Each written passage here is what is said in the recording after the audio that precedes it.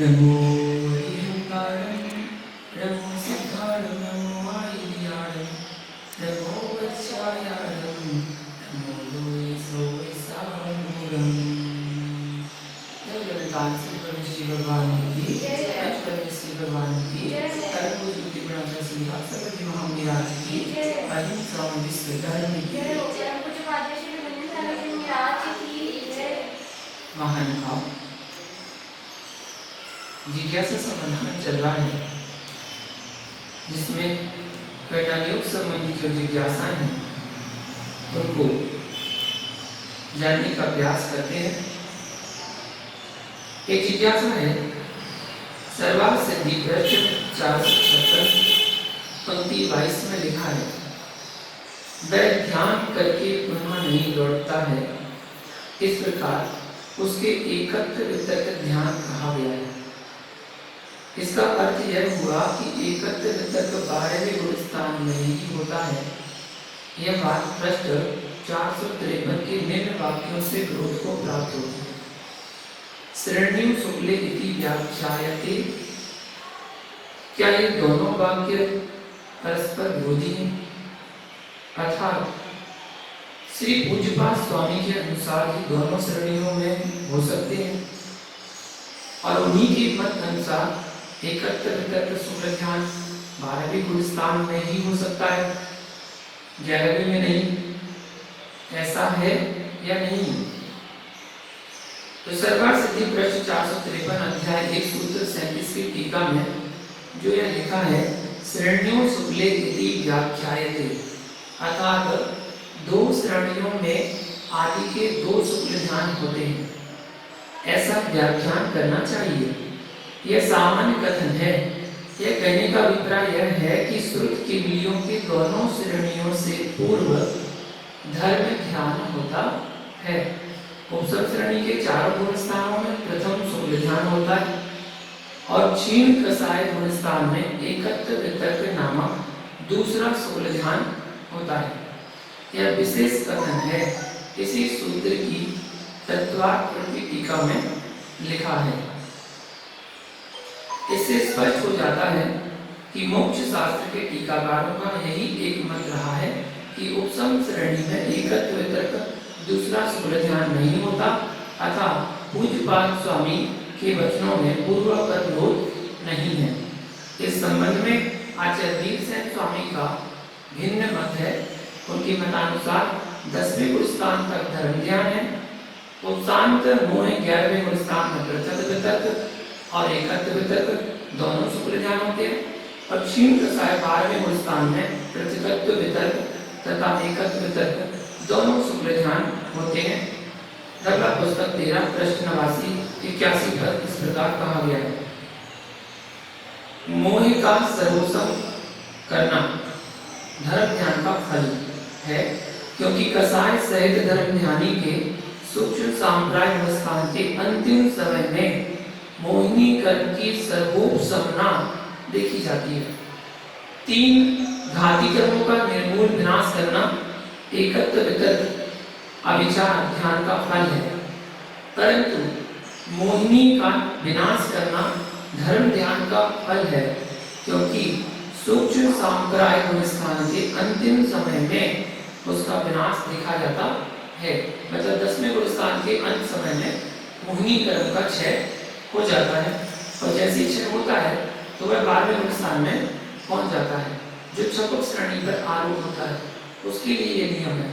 जो उपसम श्रेणी वाला है वो तो 8वें से 9वां, 9वें से 10वां, 10वें से 11वें में जाएगा और 11वें से नियम से गिरेगा। लेकिन छपक श्रेणी वाला 8, 9, 10 के बाद सीधा 12वें में पहुंच जाएगा, ऐसा नियम है। तो इसमें शंका उठती है कि मोहिनी कर्म का उपशम करना यदि धर्म ध्यान का फल है तो इससे मोहिनी का क्षय नहीं हो सकता, क्योंकि एक कारण से दो कार्यों की उत्पत्ति मानने में विरोध आता है। तो समाधान देते नहीं, क्योंकि धर्म ध्यान अनेक प्रकार का है, इसलिए उससे अनेक प्रकार के कार्यों की उत्पत्ति मानने में कोई विरोध नहीं होता है। फिर शंका उठती है कि एकत्र वितर्क अविचार ध्यान के लिए अप्रतिपाती विशेषण क्यों नहीं दिया गया? तो समाधान करते नहीं, क्योंकि उपशांत कसाय जीव के भाव क्षय और काल क्षय के निमित्त से पुनः कसायों को प्राप्त होने पर एकत्र वितर्क अविचार ध्यान का प्रतिपाद देखा जाता है। फिर शंका उठती है, यदि उपशांत कसाय गुणस्थान में एकत्र वितर्क अविचार ध्यान होता है तो उपसंतो दु पदुत्तम इत्यादि गाथा वचन के साथ विरोध आता है। तो ऐसी आशंका नहीं करनी चाहिए, क्योंकि उपशांत कसाय गुणस्थान में केवल प्रतिगत वितर्क विचार ध्यान ही होता है, ऐसा कोई नियम नहीं है। और क्षीण कसाय गुणस्थान के काल में सर्वत्र एकत्र वितर्क अविचार ध्यान ही होता है, ऐसा भी कोई नियम नहीं है, क्योंकि वहां योग परावृत्ति का कथन एक समय प्रमाण अन्यथा बन नहीं सकता। इससे क्षीण कसाय काल के प्रारंभ में प्रतिगत वितर्क विचार ध्यान का अस्तित्व भी सिद्ध होता है। अब यहाँ अगली जिज्ञासा आती है कि 12वें गुणस्थान में निद्रा का उदय, अर्थात 12वें गुणस्थान में यदि जागृत अवस्था हो तो दर्शनावरण कर्म की 4 प्रकृतियों का उदय होता है। निद्रा अवस्था में 2 निद्रा में से किसी एक का उदय हो सकता है, अर्थात 12वें गुणस्थान में दर्शनावरण की 5 प्रकृतियों का उदय हो सकता है। तो 12वें गुणस्थान में निद्रा का उदय क्या करता है? जिस प्रकार वेद कसाय का नवम गुणस्थान के संवेद भाग तक निरंतर उदय रहता है, किंतु बालक अवस्था में तथा ब्रह्मचारी गणों को और मुनियों को वेद के उदय का कभी अनुभव नहीं होता और अन्य जीवों को भी निरंतर अनुभव नहीं होता। इसका कारण वेद कसाय का मंद उदय है। इसी प्रकार निद्रा या प्रचला आदि 5 निद्राओं में से किसी एक का उदय प्रत्येक जीव के हर एक अंतर्मुहूर्त पश्चात होता रहता है, क्योंकि इनकी उदीना का उत्कृष्ट अंतर भी अंतर्मुहूर्त है। अगला पुस्तक 15 पृष्ठ 68 में दिया, किंतु प्रत्येक अंतर्मुहूर्त के पश्चात हर एक जीव अवश्य सोता हो या निद्रा के उदय का अनुभव हो, ऐसा देखा नहीं जाता, जरूरी नहीं हो। इसमें भी कारण निद्रा या प्रचला प्रकृति का मंद उदय है। निद्रा व प्रचला के उदय का जघन्य काल एक समय है। अगला पुस्तक 15 पृष्ठ 61-62 में दिया है। 12वें गुणस्थान में निद्रा या प्रचला का उदय इतना मंद व इतने कम काल के लिए होता है कि उसका बुद्धि पूर्वक अनुभव नहीं होता। इस कथन का यह अभिप्राय नहीं समझना चाहिए कि कर्म बिना फल दिए निजीर्ण हो जाता है, क्योंकि कोई भी कर्म बिना फल दिए निजीर्ण नहीं होता। ऐसा जैन धर्म का मूल सिद्धांत है। जय डबल पुस्तक 3 पृष्ठ 245 में दिया गया है। तो यहाँ ये बताया गया कि निद्रा तो आती है और हर अंतर्मुहूर्त में आती है, बस जघन्य समय इतना होता कि बुद्धि पूर्वक उसको पकड़ नहीं सकते। जैसे कि आम लोग के त्यागी वृत्ति पे आप देखें तो उनको भी थोड़े समय में जुबाई आती है, जिसको जुबाई बोलते हैं, और लंबी सांस लेना, तो वो भी निद्रा का उदय है।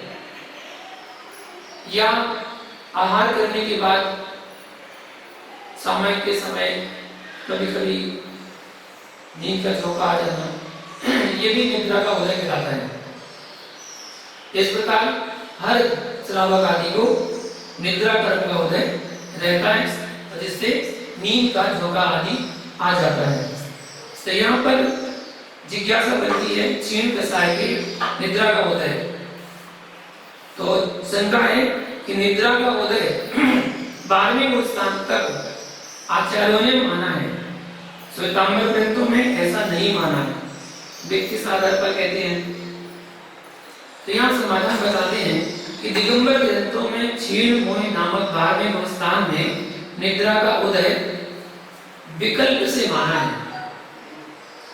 कसाय बाबू की चूर्णी में यति वृषभ आचार्य ने लिखा है, छपक श्रेणी पर चढ़ने वाला जीव आयु और वेदनीय कर्म को छोड़कर उदय प्राप्त शेष सब कर्मों की उदीमना करता है। इस पर भीषण स्वामी ने लिखा है कि छपक श्रेणी वाला जीव 5 ज्ञानावरण और 4 दर्शनावरण का नियम से वेदक है, किंतु निद्रा या प्रचला का कदाचित वेदक है, क्योंकि इनका कदाचित अव्यक्त उदय होने में कोई विरोध नहीं है। श्वेतांबर कर्म ग्रंथ कर्म प्रकृति ग्रंथ में छपक श्रेणी में निद्रा या प्रचला का उदय नहीं माना है, किंतु पंच संग्रह सप्तति गाथा 14 में लिखा है कि छपक श्रेणी में और क्षीण गुणस्थान में 5 प्रकृति निद्रा या प्रचला सहित 4 दर्शनावरण मतलब चक्षु, अचक्षु, अवधि और केवल दर्शनावरण का भी उदय होता है, ऐसा बताया गया।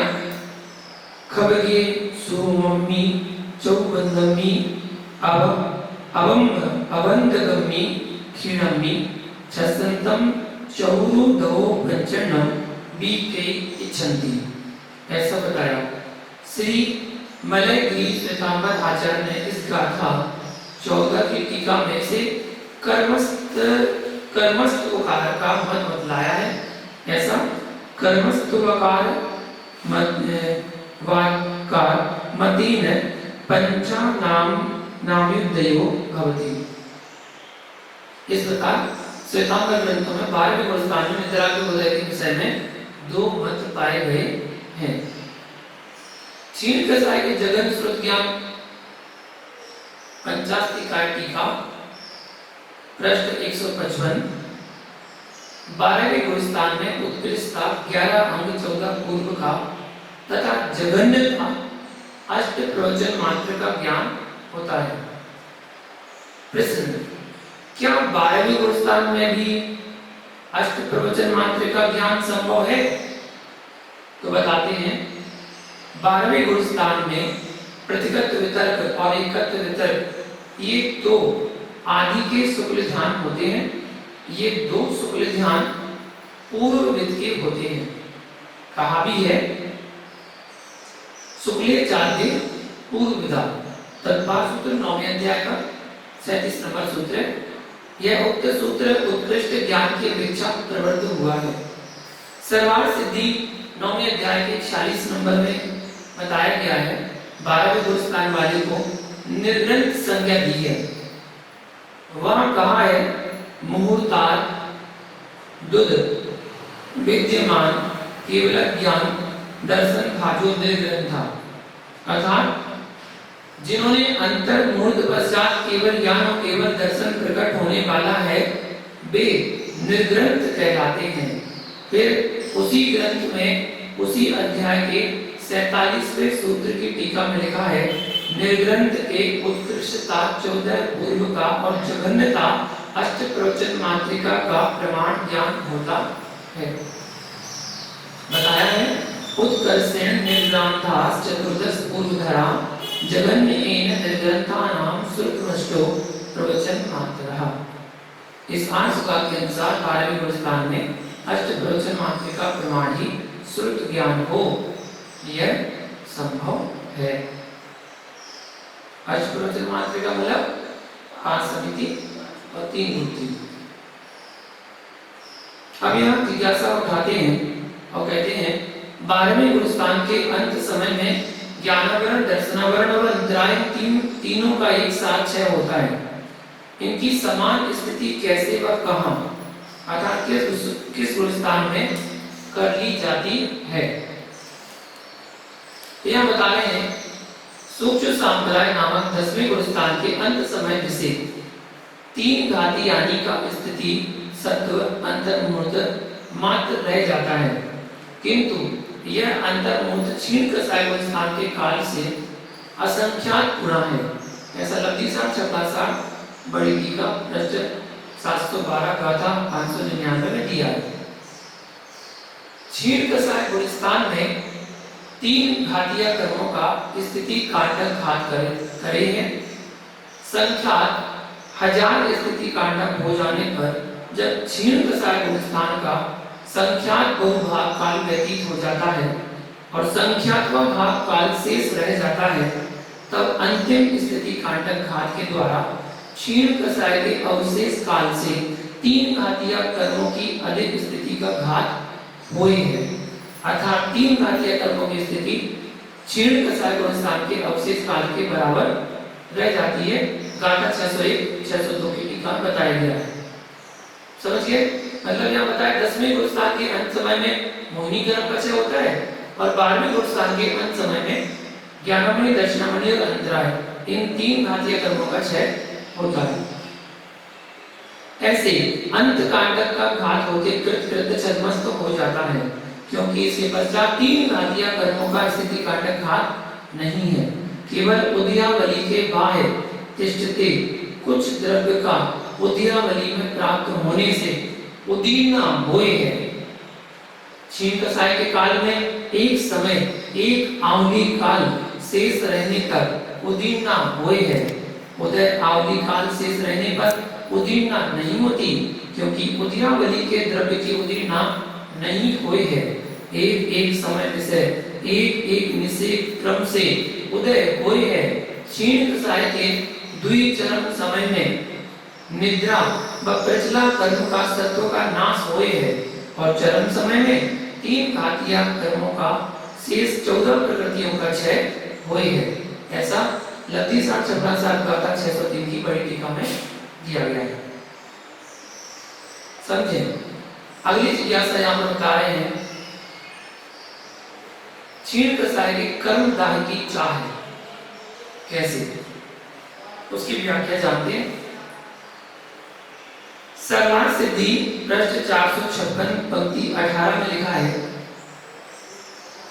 पुनः जो समूल मोहिनी कर्म का दाह करना चाहता है, जो अनंत गुणी विशुद्धि विशेष को प्राप्त होकर बहुत प्रकार की सहायभूत प्रकृतियों के बंध को रोक रहा है, जो कर्मों की स्थिति को न्यून और नाश कर रहा है, जो श्रुत ज्ञान के उपयोग से युक्त है, जो अर्थ व्यंजन और योग की संक्रांति से रहित है, निश्चय मन वाला है, क्षीण कसाय है और वैडूर्य मणि के समान निरुपलेय है, वह ध्यान करके पुनः नहीं लौटता है।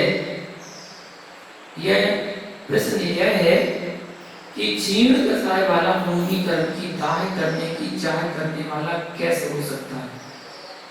क्षीण कसाय के तो मोहिनी कर्म का क्षय हो चुका है, 10वें गुणस्थान के अंत में हो चुका है। यहाँ पर मोहिनी कर्म का दाह करना चाहता है, इससे क्षीण मुझ से नीचे वाला जीव जो झपक श्रेणी पर आरूढ़ है, वह लेना चाहिए। वह जीव अनंत गुणी विशुद्धि को प्राप्त होता हुआ क्षीण मोह हो जाता है। तत्वार्थवृत्ति अध्याय 9 सूत्र 44 की टीका में निम्न वाक्यों से यह स्पष्ट हो जाता है, ऐसा यहाँ पर बताया गया है। अगली जिज्ञासा करते हैं कि आनंद देव की तत्काल मुक्ति क्यों नहीं हो जाती है। सूत्र जी में लिखा है कि सम्यक दर्शन ज्ञान चारित्राणि मोक्ष मार्ग। इसका अर्थ यह हुआ कि इन तीनों की एकता होने से मोक्ष होता है, परंतु सम्यक दर्शन की प्राप्ति तो चतुर्थ स्थान में हो जाती है और चारित्र की प्राप्ति 12वें स्थान के पहले समय में हो जाती है। केवल ज्ञान की प्राप्ति 13वें स्थान के प्रथम समय में हो जाती है। तो भी आत्मा को मोक्ष क्यों नहीं होता? समाधान देते हैं। इस प्रकार की शंका श्लोक वार्तिक अर्थात अध्याय एक सूत्र एक पर श्लोक 41 में उठाई गई है और इसका समाधान श्लोक 42 से 45 तक में किया गया है। वे श्लोक इस प्रकार है। रत्नत्रय को ही मोक्ष का कारण सूचन करने पर अरहंत भगवान को तुरंत ही रत्नत्रय मुक्ति क्यों नहीं दे देता, ये प्रश्न किया गया। तो समाधान देते हैं।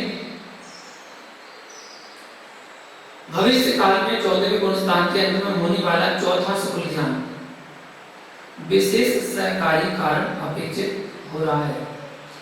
वह उस समय 13वें गुण स्थान के आदि में अथवा तब मुक्ति नहीं हो सकती, ऐसा स्पष्ट रूप से कोई आचार्य समाधान कर रहे हैं।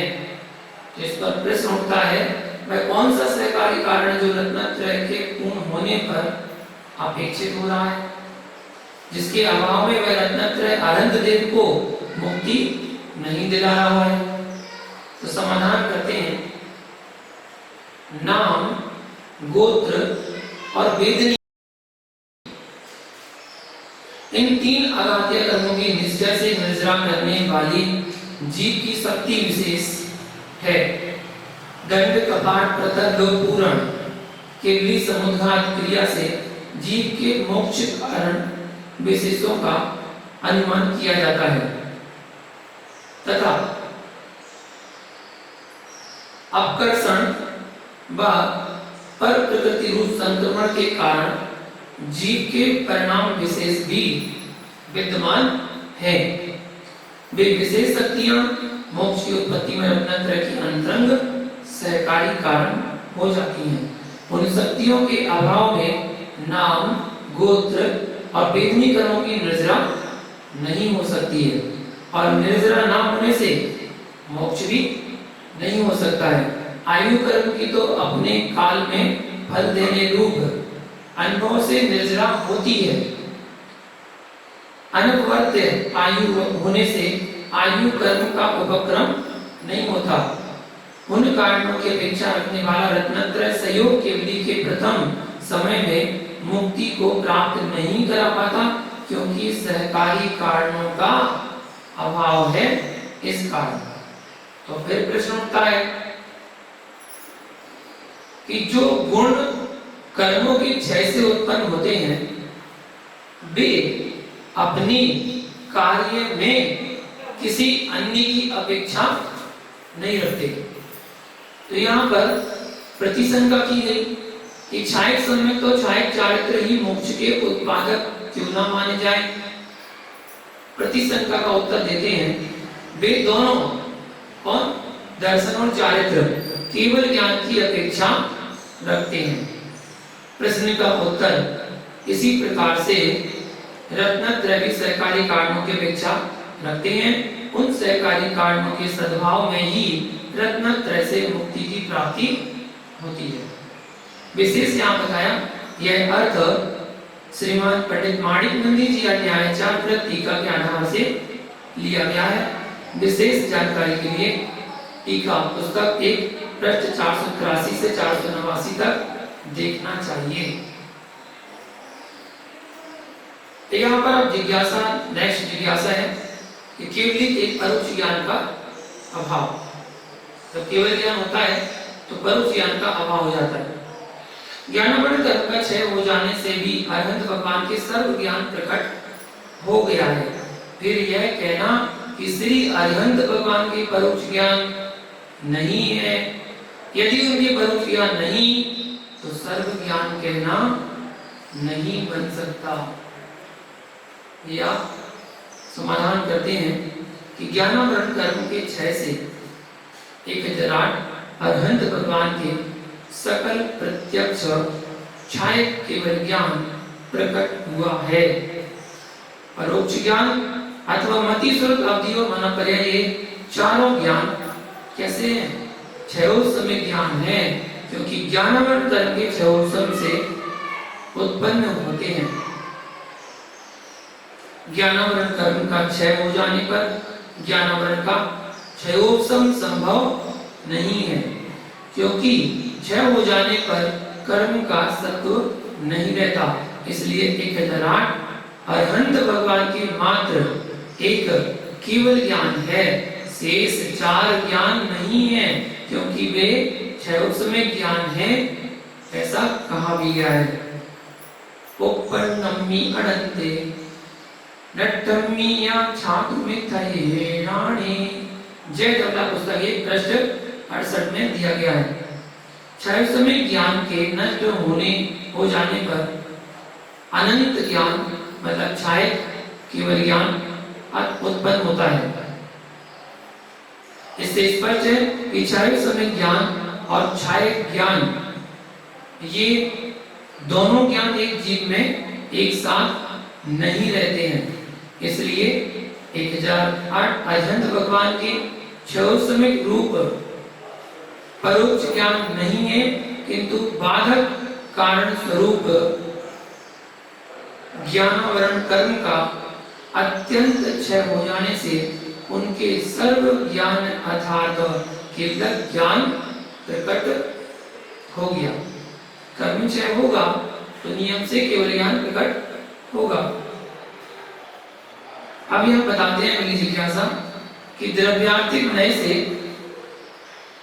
पदार्थ नित्य है, पर्यार्थिक नय से पदार्थ अनित्य है, कांटा स्वभाव नय से तीक्ष्ण है, पिन अस्वभाव नय से तीक्ष्ण है, काल मरण का काल नियत है, अकाल मरण का काल अनियत है, इत्यादि नयों के विकल्प रूप ज्ञान क्या श्री अरिहंत भगवान को है? अरिहंत भगवान को है। नयों का विकल्प तो श्रुत ज्ञान है, कहा भी गया है स्वामी कार्तिक वृक्षान। श्रुत विकल्पो नया आलाप पद्धति स्वे आणस को सोभी गणो लिंग सबोधो, ऐसा स्वामी कार्तिक वृक्षा ने कहा है। नए श्रुत ज्ञान के विकल्प हैं। अरहंत भगवान के एक केवल ज्ञान ही है, उनके श्रुत ज्ञान नहीं है, मति ज्ञान नहीं है, अनपर ज्ञान नहीं है, अब्धि ज्ञान नहीं है। कौन सा ज्ञान है? केवल ज्ञान। उनके श्रुत ज्ञान नहीं है, अतः श्रुत के विकल्प भी नहीं है, श्रुत के विकल्प भी नहीं है। अब यहां जिज्ञासा करते हैं कि अरहंत के पूर्व पश्चात आदि विकल्पात्मक परोक्ष ज्ञान का अभाव। शंका है, सत्ता सामान्य की अपेक्षा से सब पदार्थ परस्पर सदृश है। यह अमुक पदार्थों से बड़ा है और यह अमुक पदार्थों से छोटा है।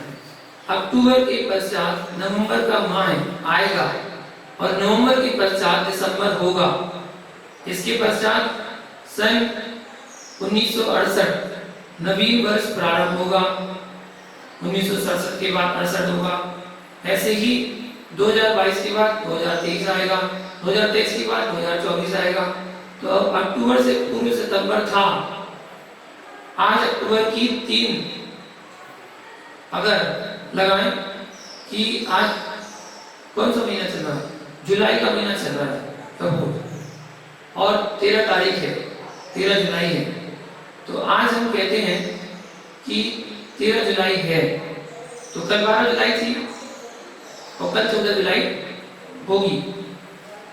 अब यहां बताते हैं अस्मिन तिथि दिन और महीना, तो जो आज है कल की और अन्य थी, और कल की आने वाले की और अन्य है, इत्यादि विकल्प रूप ज्ञान क्या श्री अरहंत भगवान को है? ये विकल्प अरहंत को है। आज ये तारीख थी, कल ये तारीख होगी, परसों ये तारीख होगी, कल ये तारीख थी। या सदृशता गुरु लघु हीनादि परत्वापरत, पूर्व, पश्चात आदि उपर्युक्त प्रश्न में कहे गए विकल्प सब परोक्ष ज्ञान के विकल्प हैं, ऐसा कहा भी है। परोक्ष परोक्ष मित्रक प्रत्यक्षादि निमित्तम स्मृति प्रतिविज्ञान तर्कानुमानागम भेदम, ऐसा बताया। परीक्षा में तीसरा अधिकार बताया दर्शन स्मरण कारण कारकम संकलनम प्रतिविज्ञानम तदेव वेदम तत्सदृशम तत्विलक्षणम तत्प्रतियोगात्यति। यहाँ बताया गया कि जो प्रत्यक्ष से इतर अर्थात प्रतिपक्ष है वह परोक्ष प्रमाण है, परोक्ष प्रमाण ज्ञान है। उसके 5 वेद है, स्मृति, प्रत्यभिज्ञान, तर्क, अनुमान और आगम। वर्तमान में पदार्थ का दर्शन और पूर्व में देखे हुए का स्मरण, इन दोनों कारणों से संकलन अर्थात अनुसंधान रूप ज्ञान को प्रत्यभिज्ञान कहते हैं। जैसे यह वही है, यह एकत्र प्रतिविज्ञान है, यह उसके सदृश है, यह सदृश प्रतिविज्ञान है, यह उससे विलक्षण है, यह विलक्षण प्रतिविज्ञान है, यह उसका प्रतियोगी है, यह प्रतियोगी प्रतिविज्ञान है इत्यादि। प्रश्नकर्ता ने अपने प्रश्न में जितने भी विकल्प उठाए हैं वे सब परोक्ष ज्ञान स्वरूप है, जो प्राह प्रतिविज्ञान में अंतर्भूत होते हैं। श्री गजानन अनंत भगवान के सकल प्रत्यक्ष ज्ञान है, उनके प्रत्यक्ष परोक्ष ज्ञान नहीं है, क्योंकि परोक्ष ज्ञान प्रत्यक्ष ज्ञान का प्रतिपक्षी है। इसलिए अरहंत भगवान के पूर्व पश्चात आदि विकल्पात्मक परोक्ष ज्ञान नहीं है। एक जिज्ञासा और जानेंगे। केवली सर्वज्ञ है, सर्वज्ञ और आत्मज्ञ भी। केवली आत्मज्ञ ही है या सर्वज्ञ भी है? निश्चय में की अपेक्षा केवली आत्मज्ञ ही है, किंतु उपचरित असद्भुत होने की अपेक्षा सर्वज्ञ है। श्री कुंद आचार्य ने कहा भी गया है नियम सार में, जानति पश्यति सभ्यम भवहारणेन केवली भगवम केवलानि जानति पश्यति नियमेन अपहारम। 159 नंबर गाथा।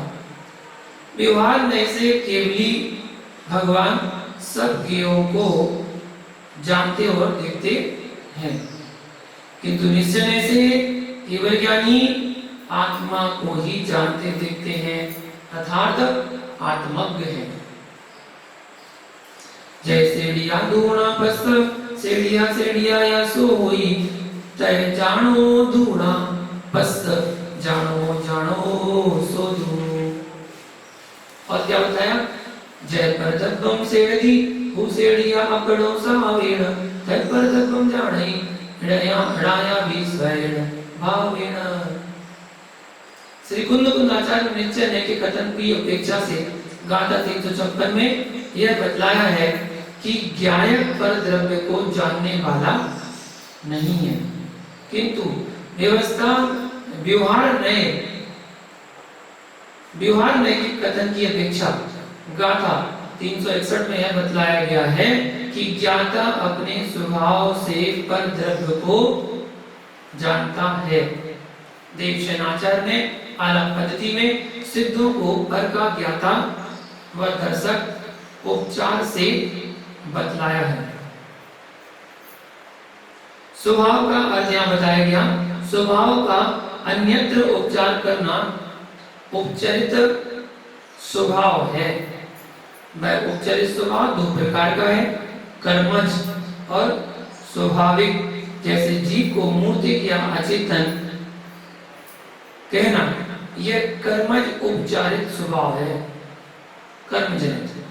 सिद्धों को पर का जानने वाला या देखने वाला कहना, यह स्वाभाविक उपचरित स्वभाव है।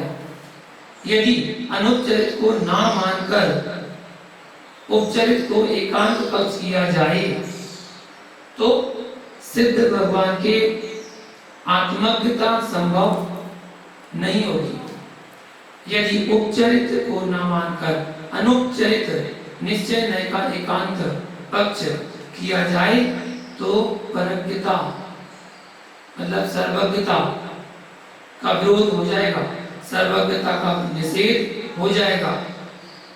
जो मात्र निश्चय न्याय को सर्वथा सत्यार्थ मानकर उसका एकांत पक्ष लेते हैं और व्यवहार में मतलब उपचार को असत्यार्थ सर्वथा असत्यार्थ झूठ मानते हैं, उनके मत में सर्वज्ञता का विरोध होता है और वे सर्वज्ञ को मानने वाले नहीं हो सकते।